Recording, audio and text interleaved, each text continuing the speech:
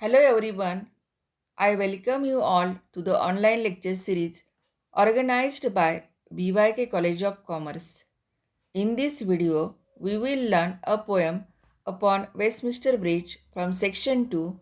I have made two separate videos of this poem. The first one is about explanation and second one is about appreciation. In this video, we are going to see full explanation of the poem. Upon Westminster Bridge by William Wordsworth is a Petrarchan sonnet. It is a vivid description of the beauty that surrounds the Westminster Bridge, and it is a poet's uncommon way of appreciating London as an element of nature. This poem was written before the Industrial Revolution hit the streets of London. The story goes that the poet and his sister Dorothy crossing over the famous bridge on the Thames River on early morning, and the poet was so spellbound by the view that it inspired him to write this poem. The title of the poem is significant as it directly takes us to the scene which has inspired the poet to admire the natural beauty around the city of London at dawn. Bridge is used as a symbol. It is human-made object which separates human from nature. Before we know about the poem, let us know about the poet. William Wordsworth was born on 7th April 1770. He was a major English romantic and nature poet who was an honored poet laureate of the United Kingdom in the court of Queen Victoria from 1843 until his death on 23rd April 1850. He was a leading English nature poet. His collection of poetry, lyrical ballads, is considered as the central work of Romantic literary theory. The poem upon Westminster Bridge is one of the best examples of his romantic poems. The central idea of the poem upon Westminster Bridge is a Petrarchan sonnet in which William Wordsworth describes the beauty of the city as seen at dawn from the Westminster Bridge, London. The poet was enthralled by the panoramic landscape, beauty, calm, and quiet nature before him. Students, open page number 82 and let us read the poem. Upon Westminster Bridge, earth has not anything to show more fair. Dull would he be of soul who could pass by, a sight so touching in its majesty. This city now doth like a garment wear, the beauty of the morning, silent bare. Ships, towers, domes, theatres, and temples lie, open unto the fields and to the sky, all bright and glittering in the smokeless air. Never did sun more beautifully steep in his first splendor, valley, rock, or hill. Never saw I, never felt a calm so deep. The river glideth at his own sweet will. Dear God, the very houses seem asleep, and all that mighty heart is lying still. Upon Westminster Bridge is a Petrarchan sonnet. A Petrarchan sonnet usually consists of an octave and sestet. It is also known as Italian sonnet. An octave contains 8 lines. It describes the subject or object of the poem, whereas sestet contains 6 lines and acts as a conclusion or solution to the octave. A Petrarchan sonnet is often written in two stanzas, one for the octave and one for the sestet. Let us begin with octave. Earth has not anything to show more fair. Dull would he be of soul who could pass by, a sight so touching in its majesty. This city now doth like a garment wear, the beauty of the morning, silent bare. Ships, towers, domes, theatres, and temples lie open unto the fields and to the sky, all bright and glittering in the smokeless air. Now we'll see line by line explanation of the poem. Earth has not anything to show more fair. In this line, the poet scans the early morning view from the bridge, and the speaker declares that he has found the most beautiful scene on earth. He mentions that he hasn't seen anything as beautiful as the view on the earth. Here, poet personifies earth, telling the readers how touching it looks early in the morning. All you other artists can call off the search to find out the most beautiful thing. Wordsworth has located the very heart of beauty or fairness. Of course, though he is exaggerating, he really means something like at this particular moment. I can't imagine anywhere being more beautiful than this place. The line ends with colon, letting us know that he is going to tell us what earth is showing after the line break. Dull would he be of soul who could pass by, a sight so touching in its majesty. Poet doesn't even hesitate to say that the earth appears majestic and goes to the extent of commenting that anyone who fails to notice this majesticity is a dull person, and it is that person's loss only. Majesty means impressive beauty, worthy of admiration.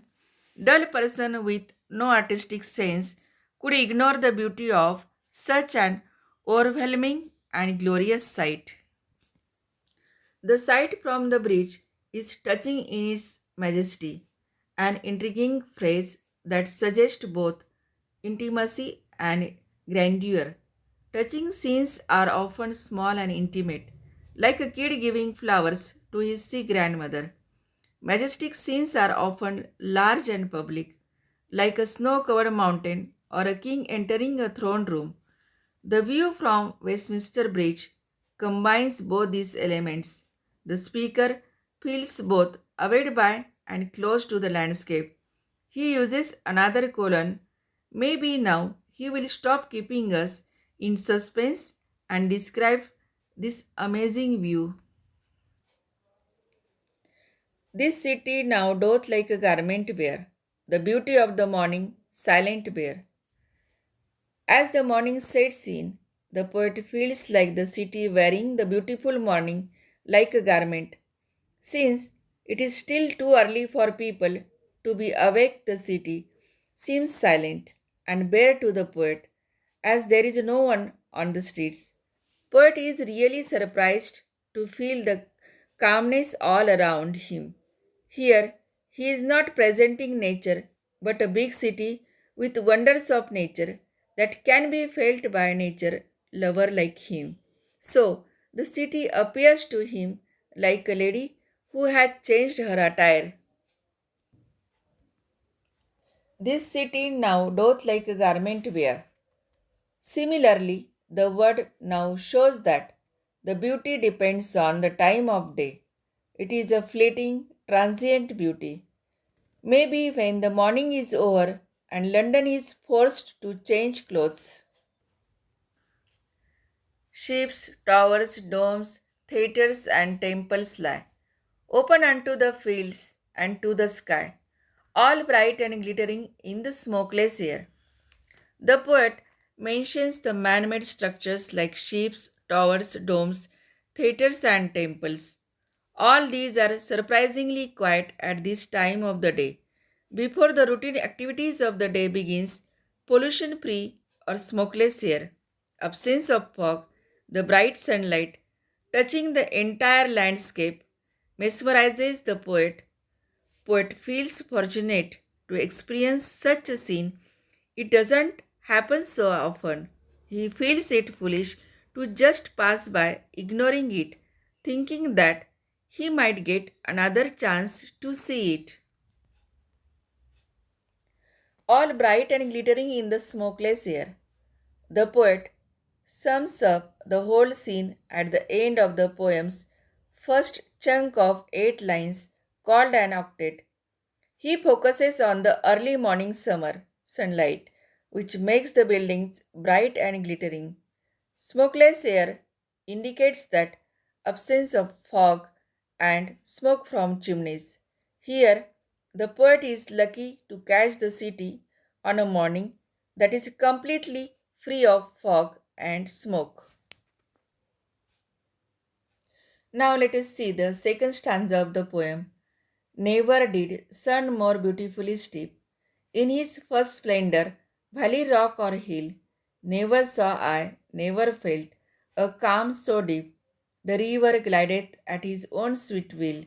Dear God, the very houses seem asleep, and all that mighty heart is lying still. Never did sun more beautifully steep in his first splendor, valley, rock, or hill. The poet claims that the first rays of the sun have never shone so beautifully on a valley, rock, or hill, the way they shone on the city of London that morning. Never saw I, never felt a calm so deep, the river glideth at his own sweet will.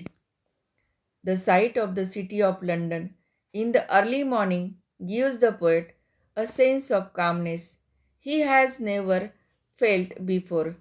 He then describes the river, which seems to be flowing at its own pace and will in the still sleeping city.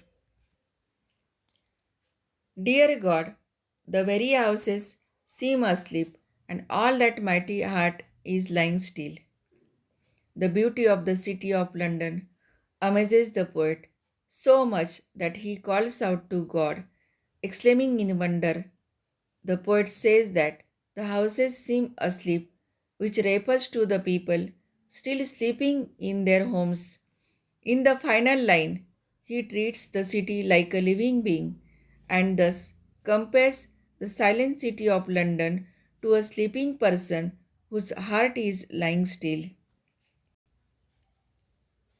He finally ends the poem by calling out to God in sheer amazement and refers to the sleeping city of London as the mighty heart that is lying still.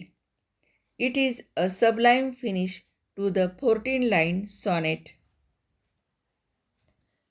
Here are some of the figures of speech from the poem. Examples of alliteration. A sight so touching in its majesty, the sound of the letter S is repeated for poetic effect. Ships, towers, domes, theatres, and temples lie. The sound of the letter T is repeated for poetic effect. Examples of personification. This city now doth like a garment wear. City is described as wearing garment. The river glideth at his own sweet will. The river is described as having its own will. Examples of inversion. Never saw I, never felt a calm so deep. The words are not in a correct order. The correct word order is I never saw, never felt a calm so deep. Dull would he be of soul who could pass by. The words are not in a correct order for poetic effect. The correct word order is he who could pass by would be of dull soul. Examples of hyperbole. Earth has not anything to show more fair. An obvious overstatement to show the beauty of the earth. Never did sun more beautifully steep. An obvious overstatement to show the effect of the sun on the city. Examples of metaphor. And all that mighty heart is lying still. The heart is indirectly compared with the people of the city. Dear God, the very houses seem asleep. The houses are indirectly compared with the people who sleep. Example of simile. This city now doth like a garment wear.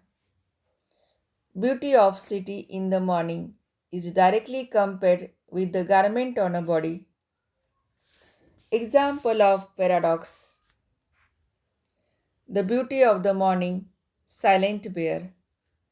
Contradictory statement since the city is soaked in beauty, but it is bare. Rhyme scheme of the poem. Earth has not anything to show more fair. Dull would he be of soul who could pass by. A sight so touching in its majesty. This city now doth like a garment wear. The beauty of the morning, silent bare. Ships, towers, domes, theatres, and temples lie, open unto the fields and to the sky, all bright, glittering in the smokeless air. Rhyme scheme of an octave is A, B, B, A, A, B, B, A. Let us see the rhyme scheme of second stanza. Never did sun more beautifully steep in his first splendor, valley, rock, or hill. Never saw I, never felt a calm so deep. The river glideth at his own sweet will. Dear God, the very houses seem asleep, and all that mighty heart is lying still. Rhyme scheme of sestet is C D C D C D. Let us sum up the poem. This poem shows that how deeply the poet has fallen into the love of the Westminster Bridge and the morning beauty around it. So he composed a poem on it. The poet describes the city of London looking so beautiful, clothed in the early morning sun, that a person not admiring it would be truly soulless. The early sun has bathed London in a glow that is yet unspoilt by smoke. The silence adds to the wonder that he feels. The Thames flows silently and smooth, snake like, as the ships have not ruffled the water yet. The city lies asleep in this glittering quiet as if its heart is still. Wordsworth compels us to spot beauty even in everyday things. In this video, we studied the poem, and in another video, we will see appreciation of this poem. Best luck for studies and thank you.